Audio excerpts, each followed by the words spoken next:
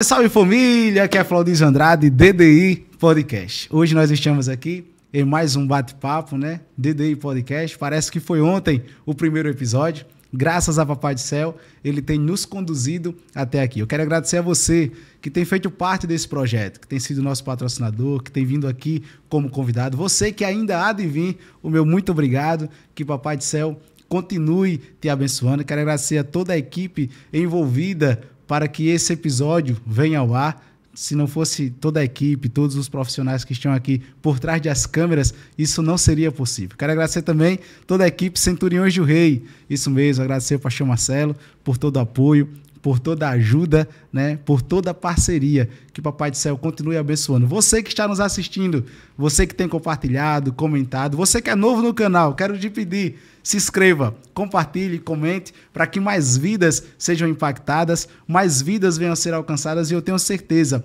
muitas vidas serão transformadas através desse episódio. Hoje nós estamos aqui com uma figura marcante, isso mesmo, da nossa sociedade alagoana. Estou aqui com o delegado de polícia, referência, já foi falado aqui em outros episódios o nome dele, e nós temos o privilégio de tê-lo aqui conosco hoje. Estou aqui com o doutor Lucimério. Boa noite, doutor. Boa noite, Flaudísio. Boa noite a todos que acompanham aí o DDI Podcast. Finalmente a gente conseguiu vir aqui para conversar aí com o pessoal de Arapiraca e de Alagoas todo, que eu sei que seu canal alcança todos os cantos aqui do estado. Quero inicialmente deixar o meu boa noite, agradecer imensamente o convite, dizer que não consegui vir antes por ocupações do trabalho, mas esse dia estava pré-definido por Deus, né, como você falou, e chegou a hora, vamos conversar bastante hoje. Muito obrigado. Coisa boa.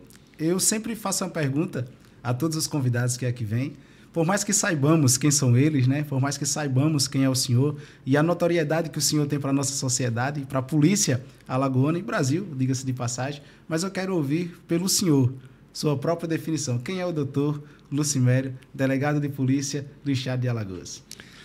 Bom, eu me defino como hoje um profissional bem esforçado, que como pessoa batalhou bastante para conquistar o cargo de delegado de polícia aqui no estado. Eu sou um pernambucano de Garanhuns, aqui pertinho, mas já estou em Alagoas já há 20 anos. Não comecei na polícia aqui em Alagoas, passei por outros órgãos e tenho uma história com Arapiraca, né, porque eu acabei terminando minha faculdade aqui no Cesama. Então, assim, eu sou um pai de família, casado, tenho uma filha de 12 anos e moro em Maceió. Estudei na FAO, lá em Maceió, depois vim para cá porque eu passei no concurso da Justiça Federal e acabei tendo que tomar posse aqui em Arapiraca, onde fiquei por 5 anos. E aí acabei concluindo minha faculdade lá no Cesama, a faculdade do Dr. Cícero Torres, mandar um abraço para ele, delegado, colega de profissão. E sou um cara tranquilo, assim, gosto muito do que faço, sempre fiz a faculdade eu já fiz a faculdade como um segundo curso superior. Eu comecei matemática, vim da área de exatas e abandonei porque não era minha praia. Aí eu entrei no direito já definido que queria ser delegado. Então, enquanto eu fui servidor da Justiça Federal, eu fui assessor lá, ocupei outros cargos. Eu já estudava para concurso definido, já que queria ser delegado. Na época eu pensava muito na Polícia Federal, pela afinidade com a matéria lá da Justiça Federal, mas depois quis Deus que eu passasse na Polícia Civil de Alagoas, e inclusive do Rio Grande do Norte, e ficasse por aqui, porque já estava quase que naturalizado alagoano, uma vez que casei com a alagoana. Então eu sou um batalhador, uma pessoa que gosta do que faz e temente a Deus, e estou aí na luta para defender a sociedade, né, desses malfeitores. Passei muito tempo investigando homicídio, então é uma experiência agora que eu estou tendo com crimes patrimoniais, especialmente os estelionatos, que é outra batalha da polícia. E estamos fazendo um trabalho aí que eu acredito que tem sido importante para a sociedade e fico feliz desse retorno, sabendo inclusive de você. Coisa boa. Quando o senhor terminou a faculdade, prestou a OAB? Prestei. Eu fiz, acho que o segundo exame unificado da OAB em 2008.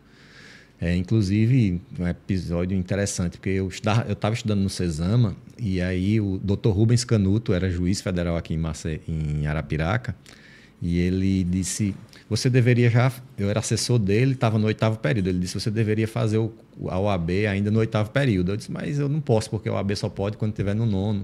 Aí ele disse, entre com ação, peça uma liminar que eu dou, porque você vai... Pode ser que você passe, você está estudando muito. Eu estava estudando para delegado. E aí eu fiz... na época, era aquele concurso que tinha sido unificado, que estava todo mundo com medo, que reprovava muitas pessoas. E acabou que deu certo. Eu passei no 8º período, a faculdade até espalhou umas faixas aqui na cidade e tal, aluno do Cesama, acabou que virou uma propaganda para a faculdade. Né? Passou no AOB no 8º período e tal. Aí, quando eu terminei a faculdade, eu já estava fazendo concurso para delegado e era servidor da Justiça Federal, não podia exercer a advocacia, então só fiquei com a aprovação, tenho lá o certificado, a qualquer momento, quando me aposentar, certamente eu deva ir por esses caminhos aí, advogar. Não no crime, porque depois você combate o crime, está do outro lado, com todo respeito aos criminalistas, que é uma atividade muito importante. Eu acredito que vá para a área tributarista e estudar essa parte. Curiosidade. O senhor se tornou delegado, né? Mas o senhor falou aí sobre a vida de concurseiro. E tem muita gente que nos segue, eu quero mandar aqui um abraço para a página, que é a nossa parceira Concurseiro Alagoano, né, oficial. E eu queria que o senhor desse um conselho aí para os concurseiros que nos seguem. Assim, eu ainda me auto-intitulo concurseiro, né? Porque assim, eu gosto de estudar ainda, eu estou sempre me atualizando. Óbvio que eu não tenho mais aquela obrigação de ter que passar, que isso aí é cansativo, é você ter que abrir mão de final de semana, de convívio com a família, de tantas coisas que a gente abre mão para passar no concurso e hoje está cada vez mais difícil. Mas eu sou resultado de concurso, né? Assim, a minha família é uma família simples lá de Garanhuns.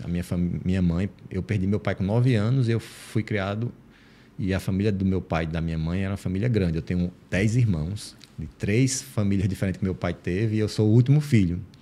Então, assim, eu tive... caçula. Caçula. Então, meu pai com 9 anos, ele faleceu, minha mãe me criou, os outros irmãos já estavam mais velhos, acabaram ajudando nessa criação. E eu não tinha uma renda para me bancar estudando, né? A minha mãe, ela ganha um salário mínimo até hoje, então era uma dificuldade. E acho que é a realidade de muito concurseiro. Aí ele tem que se virar nos 30 para poder custear os estudos, os cursos, material didático. Então eu comecei definindo isso lá em Garanhuns já aos 18 anos. Eu disse, olha, para eu mudar minha realidade e não ter que continuar em empregos que eu não me familiarizava, ainda tentei ser vendedor, tal, não tinha nenhuma habilidade, porque eu sou bom na parte de investigar, mas de convencer as pessoas a comprar algum produto, só se o produto se vender por si só, porque se for depender de mim, eu ia acabar morrendo de fome. Tem umas histórias até engraçadas nessas tentativas de comercializar. Aí eu resolvi vir estudar. Então eu comecei estudando e passei no primeiro concurso em 98, 99, fui assumir em 2000, que era para trabalhar no censo do IBGE em 2000. Foi um censo que teve, que conta aquela contagem da população, e eu passei, era um cargo de supervisor do censo, você supervisionava os recenseadores que vão nas casas. E esses 8 meses que eu passei lá, esses 8 meses que passei, eles me ajudaram a fazer uma poupança, porque o cargo era temporário, para eu me preparar para os próximos concursos. E aí eu fui fazia concurso em Pernambuco, fazia em Alagoas, e acabei passando no Detran de Alagoas já também em 2000, fui assumir em 2001, e a partir daí eu não fiquei mais sem emprego, eu tinha como me manter. E aí eu tirava uma parte para custear minhas despesas, foi quando eu tive que ir morar em Maceió por conta desse concurso, e pagava meus estudos para poder fazer faculdade, que eu ainda não estava fazendo, e também estudar para outros concursos. Aí fui fazendo, passei para servidor da Justiça Eleitoral, TRE, voltei para Caruaru, fui para Caruaru, fiquei um tempo lá, depois passei na Justiça Federal de Alagoas, aí voltei para Alagoas, fiquei um tempo, aí fui lotado aqui em Arapiraca, inaugurei a 8ª vara lá na Santa Edviges, ali perto da prefeitura. Sim. Eu sou uma das pessoas, um dos servidores que ela inaugurou, inclusive esse ano agora, 2025, nós vamos fazer 20 anos daquele prédio e a Justiça Federal está preparando um evento festivo e eu, inclusive, fui convidado. Coisa boa, parabéns. Coloquei aquela pedra fundamental lá. Então, foi uma escola para mim a Justiça Federal, porque enquanto eu estava lá, eu fazia Direito, estava inicialmente estudando em Maceió na FAO, que agora acho que mudou o nome, não é mais FAO, não me recordo. E aí eu transferi para Arapiraca para poder assumir o concurso aqui. Fiquei no Cesama paralelamente estudando, fazendo direito e trabalhando como servidor de técnico judiciário da Justiça Federal, que é cargo de nível médio. Aí lá dentro eu fui crescendo, acabei virando assessor do Dr. Rubens Canuto, Dr. André Monteiro. Trabalhei também com o Dr. Rosmar, que eu vi que teve aqui. Sim, grande Dr. Rosmar, um abraço, né? Abraço, grande Dr. Rosmar juiz federal renomado, né, do nosso país. É um doutrinador, né? Isso, um processualista, uma pessoa boníssima. Então, assim, é uma pessoa que eu tenho um apreço muito grande também. Dr. Cristiano, que ainda está por aqui. Trabalhei com diversos juízes e aprendi muito com eles. Então, assim, eu, apesar de já saber, eu não tinha interesse de fazer concurso para magistratura, apesar de respeitar e admirar muito a atividade, mas eu queria ser delegado. E aí eu me apegava ali à parte criminal da Justiça Federal e daí eu fui sempre estudando e trabalhando, né? Porque essa conciliação aí de quem não nasceu em berço esplêndido, ela é natural, né? Então, é natural que muitas pessoas acabem tendo que enveredar aí no estudo e no trabalho sim, é possível, né? Eu sou um exemplo disso e outros tantos colegas que tiveram que trabalhar e estudar. E eu tive um privilégio de estar trabalhando com a área de direito e estudando. Então, era mais fácil para mim, porque o que eu aprendi eu colocava em prática no meu trabalho no dia a dia. Aí foi quando eu terminei em 2009 a faculdade e já fui prestando nesse intervalo aí concursos. Viajei a Brasília, a Minas, Rio Grande do Norte, Paraíba e Alagoas e fiz Polícia Federal. Então, eu fiz uma média aí de uns 6, 7 concursos de delegados. Em alguns eu passava na primeira fase, perdia na segunda. Acabei passando mesmo no Rio Grande do Norte, no concurso de 2009. Passaram alguns arapiraquenses aqui ilustres hoje. É o Paulo Pereira Júnior, que é filho do Paulo do Enxuí, colega que está, inclusive, lá como delegado. O Dr. Paulo Henrique, que é juiz federal aqui hoje, ele foi delegado lá, passou também comigo. Nós fizemos as fases juntas, depois ele acabou vindo para cá, né, para ser juiz. Fizemos também esse concurso de lá em 2009. Aí, em 2012, teve o de Alagoas, eu fiz e acabei, graças a Deus, passando. E foi para mim mais conveniente ficar por aqui, porque eu já tinha casado com uma alagoana, já estava ambientado aqui, então... Tinha como sair mais. Não tinha como sair, nem pretendo mais. Sou um alagoano de coração. Com qual idade o senhor tinha quando passou no concurso? Eu acredito que com 28 anos. Eu estou com 45, né? Devagar, 45. Vou fazer 11 anos. Foi mais ou menos 29 anos, 28, 29. Eu estava tomando posse como um delegado. Eu acredito que foi nessa data. O ano da posse foi 2014. O que muda na vida de um cidadão comum e aí então passa a ser um delegado de polícia? Muda muita coisa. Você sente bastante essa mudança logo no início. Eu era servidor de um cargo que você ficava num prédio suntuoso, assim, os prédios da Justiça Federal são suntuosos, né, assim, confortáveis, você tem tudo à disposição, você faz o trabalho sem se preocupar com aquela estrutura necessária. E a polícia, quando eu entrei, ela era muito carente de estrutura. Hoje ela melhorou bastante, os últimos governos aí têm investido bastante na polícia, a gente tem uma realidade bem diferente, apesar de ainda existirem necessidades, mas... Então eu já tive essa diferença de mudança aí, essa mudança de estrutura. E a atividade em si. Enquanto eu era um assessor do juiz que trabalhava ali no computador, no ar-condicionado, minutando ali sentenças, despachando com ele, com os estagiários, com o Dr. Cleito lá. Grande Dr. Cleito, nosso amigo disse que estaria aqui com o senhor, manda um abraço. O Cleito foi estagiário quando eu era assessor do Dr. Rubens Canuto, do Dr. Vitor Roberto. Algumas das histórias que ele conta aí, Dr. Cleito, um amigo Cleito aí, são histórias que eu vivi lá na Justiça Federal, e algumas muito engraçadas, mas ele é um vencedor, assim, acompanhei a trajetória dele desde esse momento. Depois ele foi ser advogado lá com o Dr. Wesley, que viu o talento dele, levou ele para ser advogado, que é um escritório aqui renomado, aqui de Arapiraca, e enfim, então muda muito porque é um trabalho completamente diferente. Você combater o crime, ele tem um risco inerente à atividade, então isso faz parte, você tem que saber disso. Eu já entrei investigando homicídio, então já peguei logo a situação mais perigosa, digamos assim, né? Então, quando eu entrei em 2014, Alagoas vivia aquele problema nacional, em que Maceió e Alagoas eram os estados mais violentos do país proporcionalmente. Maceió era a capital, a terceira, a capital mais violenta do Brasil, uma das mais violentas do mundo. Então, eu peguei uma delegacia que cuidava dos homicídios do Jacintinho e adjacências ali, que é um bairro lá de Maceió. O Jacintinho é um bairro populoso de Maceió que tinha muita criminalidade. Ainda não era a época das facções que se fala muito hoje, que são nacionais, mas já existia essa guerra aí entre localidades. Uma parte do Jacintinho não podia andar na parte da outra, e eu enfrentei isso aí, e eu percebi ali que o inimigo agora era outro, que tinha que ter peito e assim, a técnica era importante.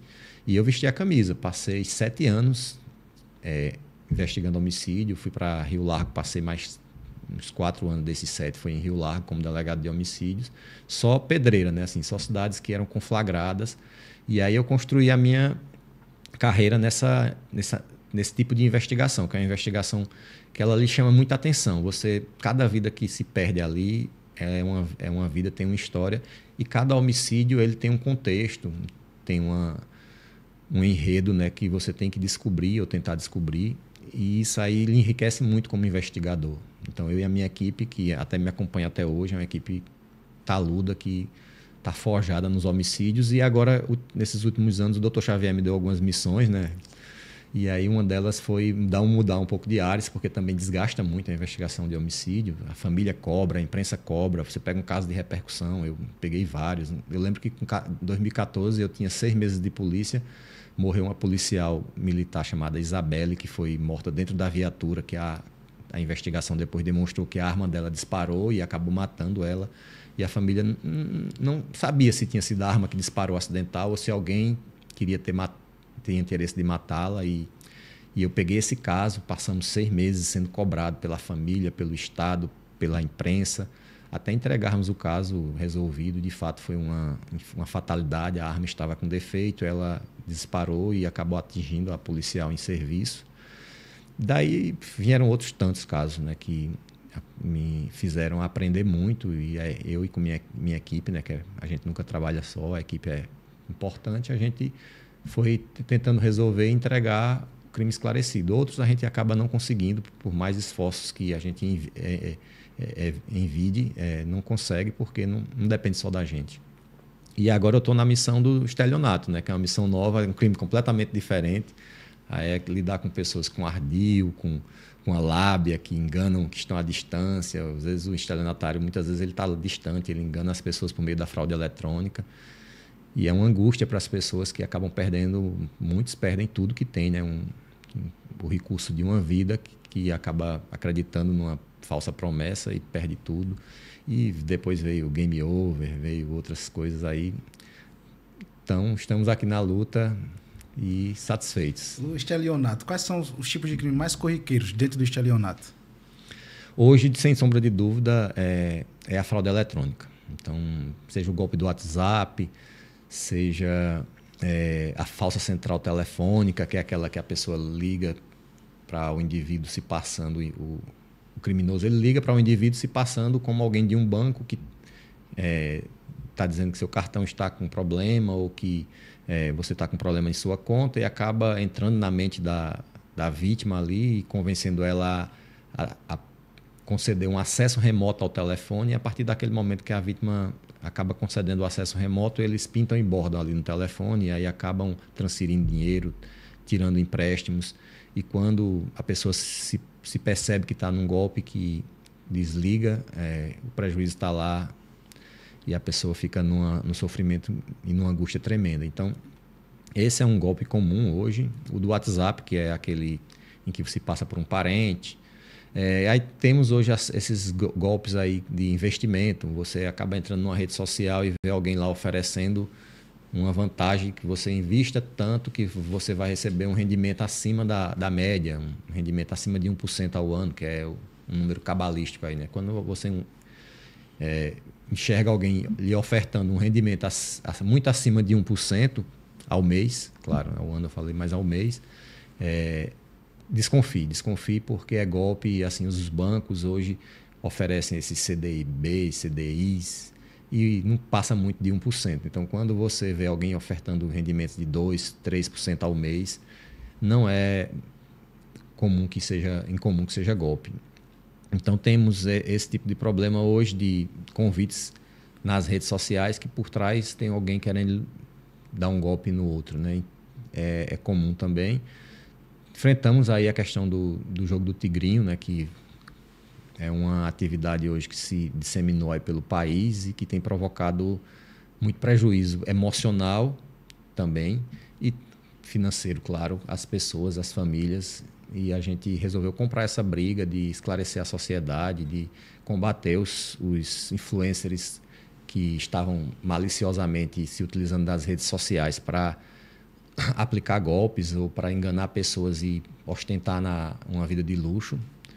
Resolvemos trazer essa briga para a delegacia e eu e a equipe nos unimos aí com o apoio da Delegacia Geral, do Dr. Xavier e a equipe lá, e conseguimos pelo menos trazer essa orientação e atacar alguns nomes aí que serviram de exemplo, né? Porque eu sei que há muitos mais fazendo e alguns agora, e o Estado brasileiro resolveu legalizar as bets, as casas de apostas, e a partir de agora vai ter que fazer dentro das regras, né, que foram estabelecidas. A gente vai entrar nesse assunto sobre a operação Game Over, né? Sim. Mas eu queria que o senhor falasse também sobre a questão do... Muito se fala sobre a clonagem de WhatsApp. Existem pessoas que falam que a clonagem de WhatsApp ela é caríssima, o clonar um número, etc e tal. Mas existe de fato a clonagem de WhatsApp, de número? Existe. Eu estou há um ano na estelionatos. A Alagoas ela não tinha uma delegacia de estelionatos. Ela teve no passado uma delegacia de defraudações e depois essa delegacia ela investigava tanto o estelionato quanto crimes contra... ela era uma delegacia mista. Ela tinha o estelionato, tinha o crime contra a fé pública, que é as falsificações, e aí acabou que ela ficou muito avolumada de serviço e não dava certo. Resolveram, então, extinguir a delegacia. Os estelionatos estão sendo investigados pelos distritos, que tem outras tantas demandas ali. A briga de vizinho, o furto. E como o estelionato hoje é o crime que mais demanda a polícia, o nosso maior registro hoje na Polícia Civil de Alagoas e no Brasil é de estelionatos. Então, a cada 16 minutos, mais de 1.000 pessoas foram vítimas de estelionato no Brasil. É um número absurdo e depois da pandemia esse número ele cresceu vertiginosamente, porque as pessoas acabaram ficando trancadas em casa e aí se utilizou mais as redes sociais. Então, o estelionato hoje é o problema a ser enfrentado a nível patrimonial. Então, um desses golpes, e aí são tantos, são inúmeros golpes. A criatividade do ser humano para o mal é fértil. O doutor Edberg, né, quero mandar um abraço para ele, estava aqui com a gente e ele falava sobre isso, que se o criminoso ele utilizasse a inteligência dele para o bem, seria um gênio, mas infelizmente utiliza para o mal, né? Para o mal. Um abraço, doutor Edberg, estou aqui na sua terra. Coisa boa. A gente tem esse problema hoje, assim, a gente tem estudado na polícia, nós fizemos agora recentemente um curso muito bom pela nossa Escola Superior de Polícia Civil para desenvolver métodos para investigar essas novidades de golpes que tem, cada dia tem uma diferente. Clonagem do WhatsApp é um golpe, porque existe o golpe do WhatsApp, que é aquele em que alguém compra um chip numa farmácia, por exemplo, cadastra, consegue uma foto sua, por exemplo, Flaudísio, e com um número diferente, ele acaba entrando em contato com a sua agenda de telefone aí que ele consegue no mercado negro, porque é possível conseguir aí, pelo menos as pessoas mais próximas a você, ele consegue saber os números e entra em contato com sua mãe ou com alguém conhecido seu, Deus o livre, né? Assim, se passando, perdeu o número e agora adquiriu um novo para poder manter o contato. Esse é o mais comum, que não é esse, na verdade, a clonagem do WhatsApp não é esse golpe. Esse aí é o golpe do WhatsApp. Ele ficou famoso assim. A clonagem do WhatsApp é o SimSwap. SimSwap é uma expressão em inglês em que você clona, de fato, o número da pessoa, mas aí você, na verdade, clonou o número e passou a usar o WhatsApp da pessoa mesmo, o próprio WhatsApp. Existe alguma falha da operadora telefônica para eles conseguirem um número? Sim, aí para esse golpe, que ele é muito mais sofisticado, nós tivemos aqui, inclusive, vítimas aqui de Arapiraca. Recentemente, nós temos um caso sob investigação lá em parceria com a Cybercrimes lá da Polícia Civil, a Crimes Cibernéticos, que é outra delegacia, mas que trabalha com essa mesma seara. em que uma empresa aqui sofreu um golpe porque o número era da empresa. Então, a pessoa que trabalhava na empresa acabou fazendo transferências, achando que estava falando com alguém, com o dono da própria empresa. Então, há aí uma facilidade, tanto da operadora, ou seja, uma falha técnica, ou alguém dentro da operadora, e isso a gente ainda está tentando descobrir e provavelmente vai mais pelo caminho aí da malícia humana. Então, provavelmente alguém dentro de uma... Não vou usar aqui o nome de operadora para não... Sim. Mas uma dessas operadoras estava fazendo esse trabalho de mexer ali na parte técnica, na parte interna, e conseguir fazer com que a pessoa se passasse pelo WhatsApp de outra. E aí não é um número que alguém só mudou a foto e está falando com você. Ali é o próprio número sendo utilizado. Então, há essa espécie de golpe também que requer aí um trabalho mais rebuscado, porque a gente precisa demandar decisões judiciais, precisa pedir autorização de quebra de sigilos, e isso demora um pouco, mas nós já estamos caminhando para entender. Na verdade, até nesse caso de Arapiraca a gente conseguiu, apesar do empresário aqui, foi um aqui de Arapiraca e outro de Palmeira dos Índios, foram dois empresários lesados na mesma modalidade, eles acabaram conseguindo reaver o dinheiro na rede bancária. Mas a gente quer descobrir quem foi que fez o golpe, praticou o golpe.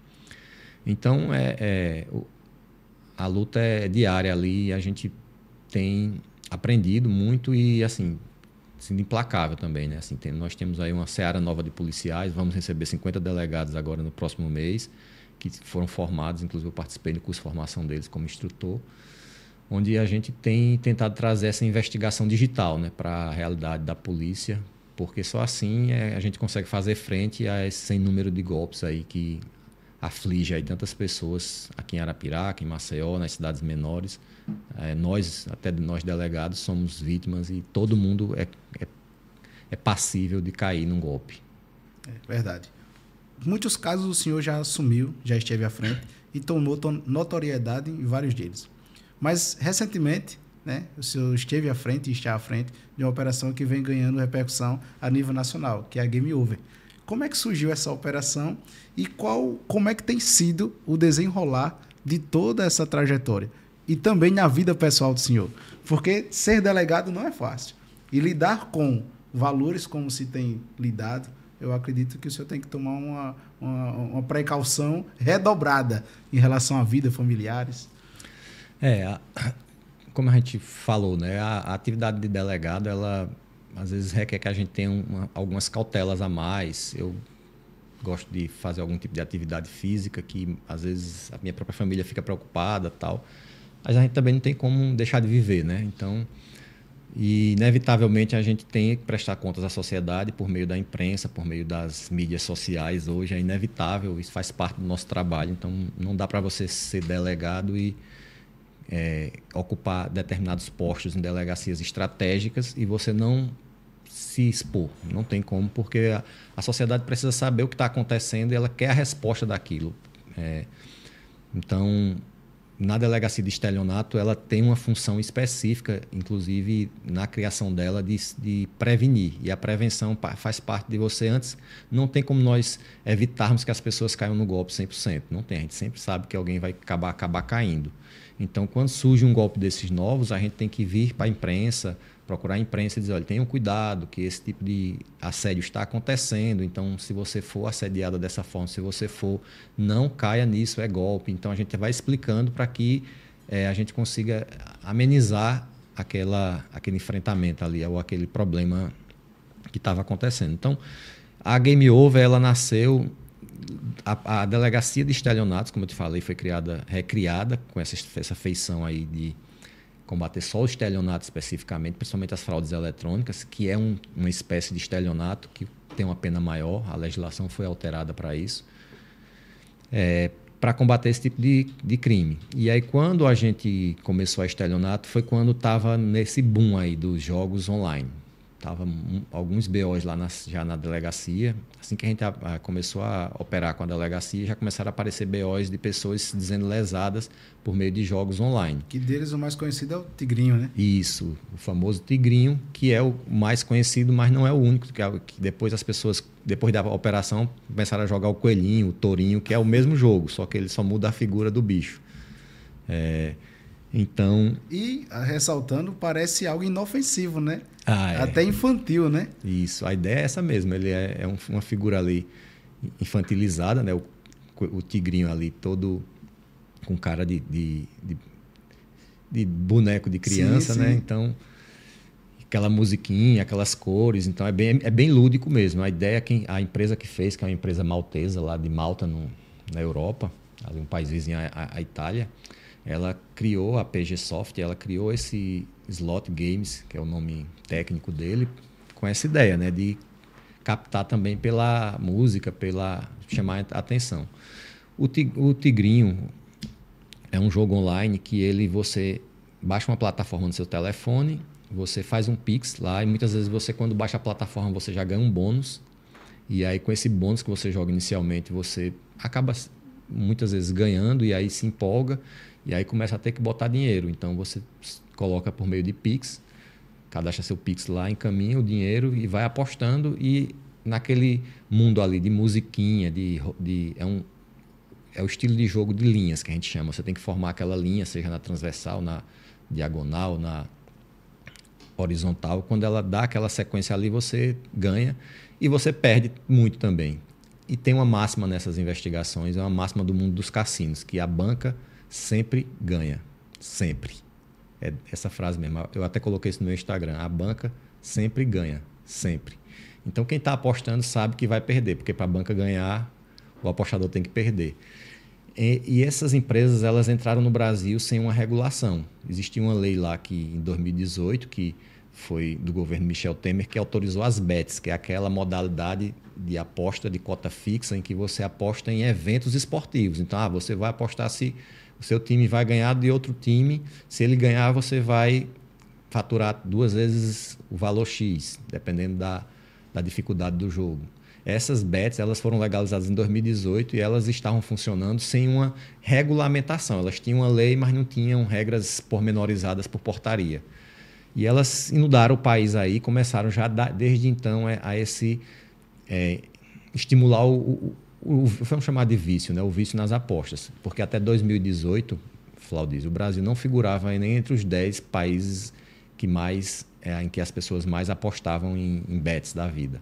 Depois da pandemia, o crescimento foi absurdamente grande, ao ponto de o Brasil hoje ser o país no mundo onde mais pessoas baixam bets e jogam em bets. Nenhum país no mundo passa do Brasil. Por isso que nós estamos vendo tantas pessoas aí perdendo, porque quem começou a operar isso, nessa brecha da legislação, foram as bets que estavam situadas em países aí insulares, em paraísos fiscais, que não tinha como você reclamar. Elas entraram aqui, a princípio não era por meio de influenciadores, era convites que você recebia numa mensagem de texto, uma barra lá na rede social. Você acessava uma página da internet, tinha uma barra lá, aposte aqui, chamando você, convidando para uma aposta de jogo. Depois vieram os slot games, que eram os jogos do Tigrinho, e a pessoa ia apostando, ganhava, porque você, para dizer que não ganha, é mentira. Em algum momento você ganha, depois você começa a perder, e aí no afã de recuperar o que perdeu, você perde mais. E muitas vezes o que é que estava acontecendo? Vários relatos eu vi na delegacia. Aí eu ganhei e de repente eu ganhei 50 mil. E aí a banca, a plataforma bloqueia, ela não deixa você tirar os 50 mil, porque ela sabe que se ela deixar lá, você vai poder fazer saques de R$1.000 diário. Aí o cara que está viciado, ele não faz saque de 1.000, ele joga os 1.000. Então ele pegava os 1.000 que ele ia sacar, ele continuava jogando. Quando ele pensava que não, aqueles 50 que ele tese teria ganho, ele perdia e para recuperar ele botava do bolso dele, aí vendia o carro, vendia a casa. Tem vítimas lá que eu ouvi da alta sociedade, médicos. A maior parte das pessoas que perderam dinheiro no Tigrinho ou nesses jogos são da classe C e D, as pessoas que Bolsa Família tal, que perdem, mas também não tem como perder muito porque não tem o que perder, né? Perdem aquele pouco que tem. Mas eu tive lá vítimas, empresários, tem um empresário lá que perdeu R$790 mil. Ele botou a loja dele no negócio. Tem uma senhora lá que tinha uma loja, ela inclusive deu entrevista para o Fantástico, porque a Game Over foi bater no Fantástico, né? A gente fez uma matéria para o Fantástico. Ela perdeu R$200 mil. Ela é uma das vítimas que vai ser ressarcida, graças a Deus deu certo ressarci-la. Então, tem médico viciado, então ele alcança todo mundo. Basta ser um momento ali de fragilidade. O vício no jogo, ele é uma ludopatia, é uma doença hoje codificada. Tem um CID específico, que é o Cadastro Classificação Internacional de Doenças. Então, a ludopatia, ela atinge qualquer um, porque às vezes você está ali, está no seu descanso, aí começa a jogar, e aí tem aquela questão do efeito recompensa, tipo o efeito da droga mesmo. Você começa a ganhar e começa a se estimular porque você quer ganhar mais. E aí você vai entrando naquela e acaba perdendo. E foi onde entrou o mote da Game Over, que era combater a publicidade disso. Porque o que é que aconteceu? Os influenciadores começaram a ser convidados para publicar os links dessas empresas que estão fora do país, muitas sem qualquer idoneidade, ou todas na época, né? A gente está falando de 2023 e 2024, em que eles lançavam o link ali, o cara começava a postar, perdia, depois se via no desespero, arruinado socialmente e financeiramente, e vai reclamar com quem? O influenciador dizia, não, eu só estou divulgando, procurar a casa de aposta. Entra aí no aplicativo, aí o aplicativo é um cara que está em Singapura. Você vai como reclamar de alguém que está em Singapura lhe dando um golpe? Aí ele nem respondia. A responsabilidade penal dele era total. E aí as pessoas começaram a perceber que estavam sendo prejudicadas, e não só as pessoas, porque as pessoas muitas se envergonham e não vão à delegacia. Mas o país começou a sentir isso na economia do bairro, porque quando você começou a tirar o dinheiro do Bolsa Família, você prejudicou aquele dinheiro que fazia render ali num bairro ali, o Mercadinho. Então, o cara que tinha um Bolsa Família de R$650, ele empurrava 250 na Bet, quando não empurrava tudo, então ele deixava de comprar. E aí você não produz riqueza. Você pega o dinheiro que o Bolsa Família é decorrente dos nossos impostos. Ele é uma renda para auxiliar aquela pessoa de baixa renda a ter uma vida mais digna. E ela começa a jogar o dinheiro que entra, que iria, de certo modo, saciar ali uma família na alimentação, evitar que a pessoa tivesse que botar o filho para fazer bicos aí para completar a renda e aí botasse ele na escola, acaba indo para outros países, paraísos fiscais, para mãos de estrangeiros criminosos. E foi isso que começou a aparecer nas contas. Então, a Confederação Nacional do Comércio percebeu e começou a alertar o governo. O próprio Banco Central percebeu a quantidade de dinheiro que estava entrando, vindo do Bolsa Família. O Ministério Público Federal entrou com ação para proibir essas bets aqui. E quando eu falo bets, é apostas, seja no jogo do Tigrinho, seja em futebol, né? Mas principalmente os games. Então, a Operação Game Over, ela pegou esse mote aí e a gente descobriu, durante a investigação, o pulo do gato dela. Nessa primeira fase, a gente percebeu que os influenciadores, eles recebiam, quando eles faziam o ajuste lá com as plataformas estrangeiras, eles recebiam um link para divulgar, que era onde ele dizia, jogue aqui para você apostar. Então, quando ele divulgava, ele recebia um salário, que eles chamavam de salário, que era o valor pelo qual ele era contratado, dependendo da casa, 100 mil por semana. Eram contratos de dias, 5 dias, 7 dias, 100 mil, 200 mil, dependendo da casa. E recebia percentual, muitos deles recebiam percentual em cima de cada pessoa que clicasse naquele link e jogasse. Às vezes o percentual era fixo. Então, se você jogar aqui, cada pessoa que clicar, você ganha R$30. Ou então, você vai receber 30% do total de pessoas que entrarem em seu link. Então, se você dimensionar isso numa pessoa que tem uma influência sobre 1 milhão, 2 milhões, 10 milhões, como tem influenciador que tem seguidor, o alcance é muito grande, o prejuízo é muito grande. E a evasão de divisas é maior ainda. E aí a gente percebeu, e eles recebiam esse link para divulgar, mas eles recebiam um link próprio para eles dizerem que estavam jogando e ganhando, que era a tal da conta demo, conta de demonstração. As plataformas tinham essa conta que, segundo elas, era para a pessoa treinar para poder depois jogar. Mas treinar como? Quem estava ensinando ela? Era uma conta que tinha lá. Na verdade, eles criaram a conta e passavam para os influenciadores, aí eles simulavam ali que você fica jogando como se estivesse jogando na real. Mas, na verdade, você não ganha. Se você ganhar, você não consegue sacar o dinheiro. É só para você mostrar o ganho. Aí tinha hora que dava lá, grande ganho, R$200 mil. O cara, joguei R$1.000 e me deu aqui um grande ganho de R$40 mil. E aí ele gravava aquela tela, botava Instagram dele, dizia, olha, acabei de jogar nessa plataforma aqui, Brabet, usar o nome de uma delas aí, que enganou muita gente. Hoje agora está se legalizando, mas na época fez aí um estrago tremendo.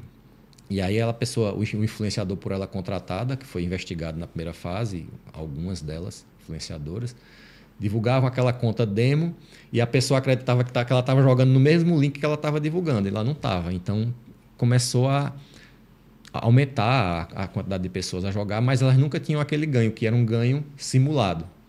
A gente, quando fez a operação, a gente já tinha descoberto isso ali durante a investigação. A equipe lá foi muito eficiente nisso e a gente conseguiu até fazer uma conta demo para a delegacia jogar também. Foi quando a gente jogou, inclusive o Fantástico divulgou a policial lá jogando e mostrando, olha, esse vídeo viralizou. É um vídeo que a Polícia Civil tem que dificilmente a gente vai ter outro. Tem 7.600.000 visualizações, que é a gente jogando, mostrando, olha, isso aqui é assim. Você está pensando que está jogando aqui, mas não está. E aí nós desmascaramos, e aí os influenciadores sofreram busca e apreensão. A gente levou tudo que tinha na casa de valor para reparar o patrimônio das pessoas lesadas e também para trazer benefícios até para o próprio Estado. E foi o sucesso, que foi a primeira fase. A gente acabou modificando agora para a segunda fase, que foi deflagrada agora recentemente, semana passada, dia 15, mas também combatendo os jogos e tentando agora também um viés mais de prevenção, de alertar as pessoas sobre o problema dos jogos, o problema do isolamento social. Nós temos casos de suicídio, infelizmente, porque depois que você perde seu patrimônio, você compromete o patrimônio da família, você acaba se distanciando, se envergonhando, você acaba sendo abandonado, muitas vezes abandonado, casamentos foram encerrados por conta do vício, porque a pessoa pegou o patrimônio do filho, da mulher, da família, que construído durante uma vida, e se viciou e empurrou no jogo, e isso levou a prejuízo financeiro e prejuízo emocional, ao ponto das pessoas estarem doentes, tendo que tratar, porque você é um vício mesmo, e é um vício fácil de tê-lo, né? Porque você está com o celular no bolso, você tirou, está jogando. Se fosse uma droga, você ainda tem que sair de casa para comprar o celular, que é por onde você joga, está no seu bolso. Se estiver ao seu alcance, o viciado ele não para de jogar. Então nós temos essa missão hoje de alertar as pessoas. Nós não podemos proibir as pessoas de jogarem. A polícia não tem essa missão e não conseguiria. Então a gente sabe que o governo federal resolveu permitir que bets se legalizem e promovam o jogo no Brasil. Então as pessoas jogam se quiserem, mas tem que entender que não é investimento. Você não vai ter aquela ascensão social que aquele influenciador está dizendo que você vai ter. Você segue aquele determinada pessoa e ele mostra ali que tinha uma vida simples e a partir daí passou a ganhar dinheiro com jogos e comprou uma mansão, comprou um carro de luxo, está viajando o mundo todo. Não é real aquilo ali. Aquilo é ilusão para poder fazer as pessoas acreditarem em jogar. Então, as pessoas têm que jogar com a consciência de que é um entretenimento. E se puder não jogar, eu como delegado, depois de ter passado por toda essa investigação, aconselho a não jogar. Procure outras espécies de entretenimento, vá a um cinema, vá a um jogo de futebol, assistir seu time do coração, saia com a sua família, mas o jogo é o pior dos caminhos. Mas se jogar, jogue com moderação, com responsabilidade. E os influenciadores, a gente também percebeu, a Polícia Civil, que não dá para você colocar todo mundo no mesmo barco. Assim, tem que se separar. O influenciador já é uma profissão regulamentada, o influencer, o blogueiro, ele tem uma classificação hoje pelo Ministério do Trabalho e Emprego, e muitas pessoas estão ali nas redes sociais, que é o canal hoje de comunicação, divulgando seu trabalho, divulgando sua profissão. É o camarada que é corretor de imóveis, ele divulga ali o portfólio dele de imóveis. É a pessoa que tem um podcast, como você, que é um profissional decente, que está ali só querendo trazer informação, trazer orientação, trazer uma palavra amiga. Então, a gente não pode colocar todos os influenciadores do bem na mesma vala dos que estão ali com malícia para enriquecer. Então, a gente fez um vídeo essa semana que tem sido bem repercutido, orientando, dizendo, olha, se você vai promover jogos, e agora o Estado permite que você promova, certifique-se de que esse jogo, lá no site da Secretaria de Prêmios e Apostas, que é uma página do governo federal, sediada dentro do Ministério da Fazenda, tem uma relação lá. Você clica lá e vê a relação das casas de apostas que estão legalizadas e essas estão sendo fiscalizadas pelo governo. Só promova se estiver aqui, porque você vai continuar sendo convidado para promover de países insulares, aí, países que estão sediando essas bets clandestinas, dizendo que estão legalizadas, ela não vai estar lá. Então, a partir do momento que o influenciador ele, aceitar dinheiro para promover essas casas, basta uma simples fiscalização da Polícia Civil ou da Polícia Militar. Se aquela bet que ele está divulgando tiver naquela relação, ótimo. Se ela não tiver, ele está passível de ser conduzido em flagrante para a delegacia, porque a publicação é de 24 horas, fica no histórico. Em qualquer momento que a pessoa for apanhada com a publicação de uma casa clandestina, ela pode ser conduzida e nós, inclusive, criamos um protocolo na Polícia Civil para que todas as nossas delegacias conduzam para a delegacia, seja aqui, seja em Campo Grande, seja em Lagoa da Canoa, seja em Maceió, tem alguém lá, seja influenciador grande ou pequeno, divulgando casa clandestina, nós divulgamos um protocolo em que a Polícia Civil, a Polícia Militar pode conduzir aquele influenciador à delegacia, onde vai ser lavrado um termo circunstanciado de ocorrência inicialmente, pelo crime crime contra a economia popular, e a pessoa vai perder ali o telefone, e se for reincidente, vai certamente ter sua rede bloqueada, e se tiver isso associado a algum outro crime, vai ficar preso. Desculpe, inclusive preso, porque é uma infração penal e precisa ser coibida para evitar prejuízos às pessoas. Justamente sobre essa situação do influenciador. Quais são as penalidades? O senhor falou, né, que a questão da rede dele é bloqueada, ou dela. Mas ele pode ter ela novamente, essa rede, ou não mais? Uma das coisas que percebemos na operação, inaugurando a canequinha aí, uma das nossas observações da operação Game Over foi que os influenciadores eles têm uma preocupação muito grande com as suas redes sociais, até porque eles levaram um tempo, aqueles que inclusive têm redes sociais com maior tempo e com mais engajamento, eles levaram um tempo para chegar até ali. Então, se eles perderem, eles podem não tê-las novamente, dependendo da sentença que o juiz decretar, pode ser inclusive o banimento daquela rede. Ele pode até fazer outra depois, mas vai ter que começar do zero, né? Então, assim, nessas fases da Operação Game Over, nós pedimos a suspensão das redes sociais, tanto na primeira fase como agora. Nessa segunda fase agora, que foi deflagrada dia 15 desse mês de janeiro de 2025, a gente suspendeu a rede social de 18 blogueiros, de 18 influencers, famosos, inclusive com fama nacional, como todos sabem, e elas estão suspensas por determinação da Justiça, e eles agora estão nessa fase de pedir que o juiz não suspenda, porque eles dizem, olha, tudo bem, mas eu não só faço o jogo, eu faço também propaganda de produtos, de marcas, eu faço provador de loja, então não me tire meu sustento, porque alguns deles, e boa parte deles, alguns viviam só de jogos, a verdade é essa, mas alguns realmente promovem lojas, promovem marcas, e isso não é proibido, é permitido, e é esse tipo de recado que a gente está querendo dar. A Polícia Civil não é contra os influenciadores, pelo contrário, ela entende que é uma profissão e que deve ser exercida com responsabilidade, respeitando a legislação. Então, para esses aí, provavelmente a Justiça vai avaliar esse pedido deles para que devolva essas redes desses 18 alvos da operação. Para os que ainda estão promovendo, o risco vai ser o mesmo, suspensão e, na reincidência, o banimento daquela rede social. Então, se for promover, promova dentro da legalidade. E se não for, a gente também não vai bater na sua porta, nem vai derrubar a sua rede, você vai continuar promovendo aí a marca tal, a marca A, B, C, a loja, o que for, porque isso aí é permitido no país. Muito se perguntam à sociedade sobre os bens que são apreendidos, os valores. O que é feito com esses bens após essa apreensão? É uma dúvida que a gente também foi bastante questionado lá.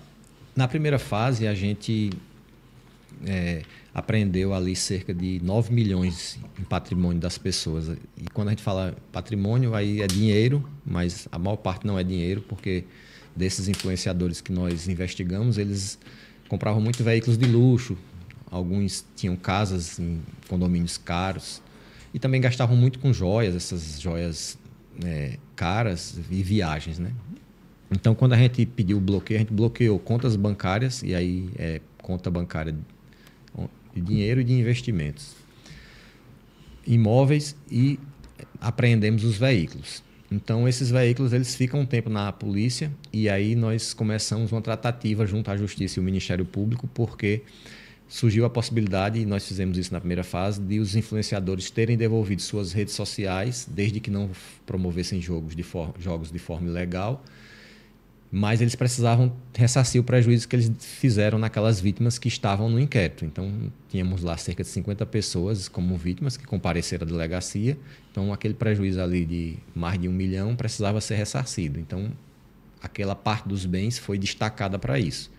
Então, alguns preferiram, eu quero meu carro de volta e eu vou pegar e pagar em dinheiro isso, vou depositar.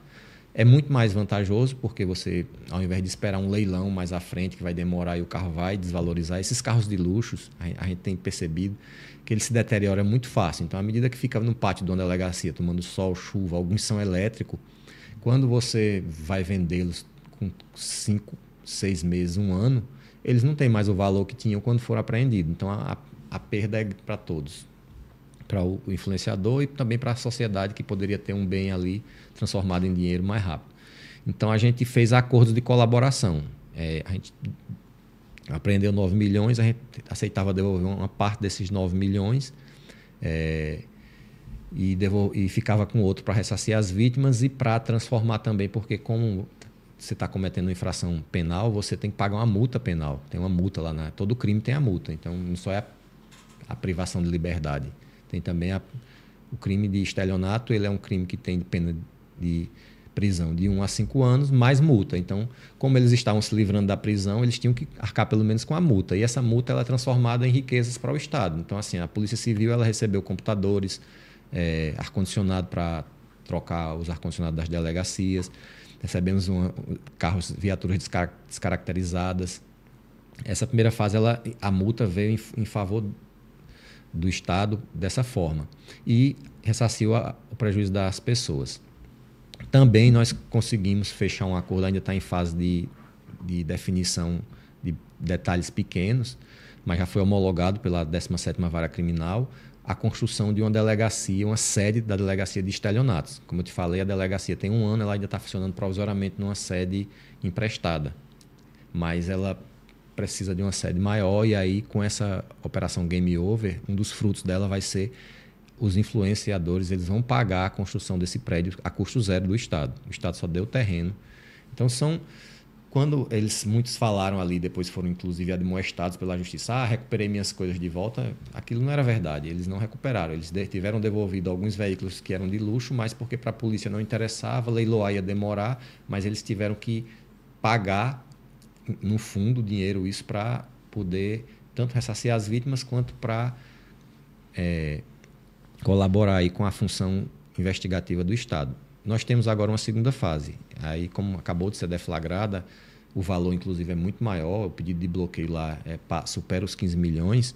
A gente vai ver como é que vai tratar cada caso ali, porque são 18 pessoas, são 18 influenciadores, uns com mais bens, outros com menos, uns com uma capacidade de prejuízo às pessoas maior do que outras. Então, cada um vai ser tratado à medida da sua culpabilidade e isso ainda é uma coisa que vai ser discutida mais para frente. Os advogados já estão procurando a polícia, o Ministério Público e está sendo tratado a nível de GAESF ali com o Dr. Ciro Blatter e a própria 17ª Vara Criminal para a gente ver a melhor forma de recuperar o patrimônio ou sancionar essas pessoas para que haja uma repressão e um desestímulo a novas condutas dessa natureza. Queria que o senhor deixasse aí um recado para a sociedade que recebe esses convites ou segue algum influenciador que está lá divulgando esses meios de ganho fácil. Queria que o senhor ressaltasse aí, advertisse a sociedade sobre a problemática, né, que é causada com esses jogos. Sim, eu acho que é importante esse espaço para isso, né? Assim, eu queria falar para as pessoas que ainda acreditam na possibilidade de ascensão social, né? Por meio dos jogos. Isso é uma grande ilusão. não vai ser por meio de jogos online, não vai ser por meio de jogos tipo Tigrinho que você vai mudar a sua realidade de vida. O que muda a vida das pessoas é o trabalho, é o estudo, isso não muda. Isso sempre foi assim, sempre vai continuar sendo. Então, para você alcançar uma melhoria de vida, você ter uma casa melhor, comprar um carro melhor, ou comprar um carro, né, que muitas vezes a pessoa nem tem um carro, vai ser trabalhando, vai ser orientando seus filhos para que estudem, para que possam ter isso no futuro. Não vai ser jogando. Então, não acreditem nesse convite de que, clique nesse link, jogue aqui, veja que eu estou mudando de vida. É mentira. Eu estou dizendo porque eu investiguei isso, eu vi, eu captei conversas dos influenciadores maliciosos, como eu disse, dos que estavam cometendo crime, em que eles faziam arranjos ali do que falar para convencer o seguidor. Então, não acredite. Se você ainda assim quer jogar, é uma opção sua, nós não temos como substituir a vontade das pessoas, não é o papel da polícia, não é o papel da imprensa, a gente só adverte, só orienta. Se você quer jogar, jogue sabendo que aquilo ali é um mero entretenimento, é uma diversão. Então, jogue com responsabilidade, não use o dinheiro da feira, não use o dinheiro da luz, não comprometa as suas finanças com isso. E, como recado, aí é um recado pessoal mesmo, prefira outras espécies de diversão. É melhor você ir assistir o Asa. Aê, grande Asa de Arapiraca. Gigante Asa. É melhor você assistir o seu time do coração, você ir ao cinema, você simplesmente ir ao shopping com sua família, tomar um sorvete, do que você colocar dinheiro em entretenimento virtual, porque a verdade é que a gente nunca sabe quem está ganhando, quem está perdendo ali, e no final a banca sempre vai ganhar, sempre ganha. Então, é um conselho que eu dou, é uma orientação que eu dou, serve para os influenciadores também, sejam honestos com seus seguidores. Então, advirtam ali como devem advertir, porque a lei determina que aquilo ali é um entretenimento. Não divulguem links que você sabe que é de empresa que está fora do país, que vai lesar ali aquele seu seguidor. Seja responsável com a informação que você está levando. E se você não for, a polícia agora tem um protocolo. Ela vai bater na sua porta e você vai ser convidado, ou na verdade não é nenhum convite, porque convite você pode aceitar ou não.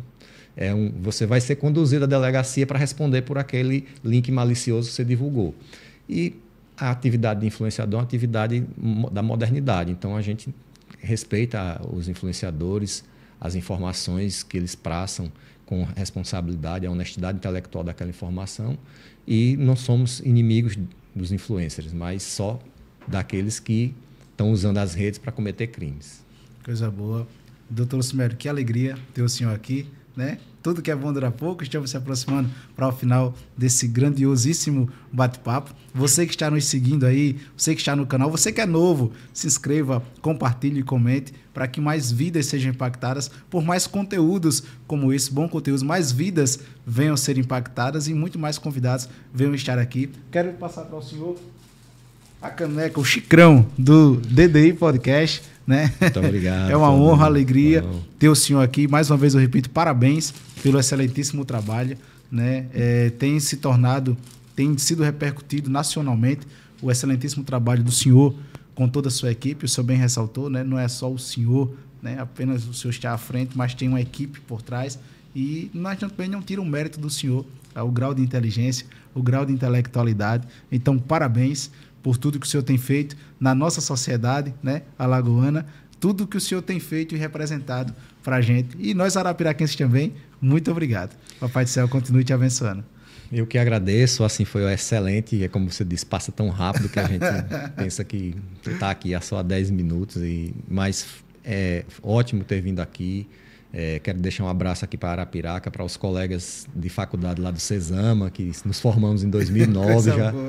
já se passam aí mais de 10 anos de formatura, mas estamos aí, cada um na sua missão, cumprindo ali o dever para o qual fomos chamados.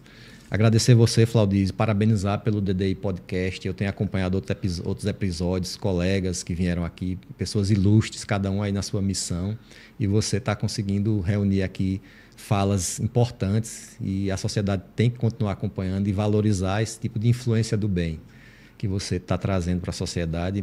Muito obrigado. Vou, inclusive, colocar na minha sala lá, entre as minhas canecas, vai ter a sua. Obrigado pelo presente.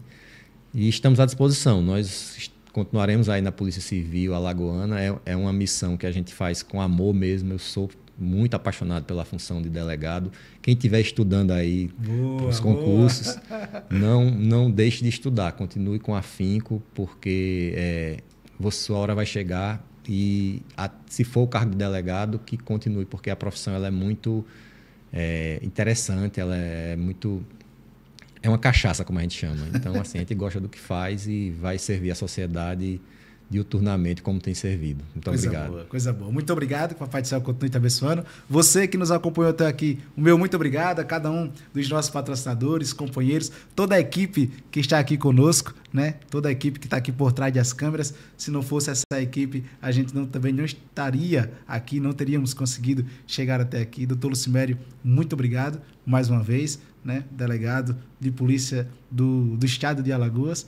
Quero mandar um abraço também aqui mais uma vez para o Dr. Cleito, né? Dr. Cleito Ferreira é um amigo, é um irmão que o Papai do Céu tem nos presenteado. E é isso, pessoal. Acompanhe DDI Podcast e Centuriões do Rei, um novo recomeço. E é isso. Valeu!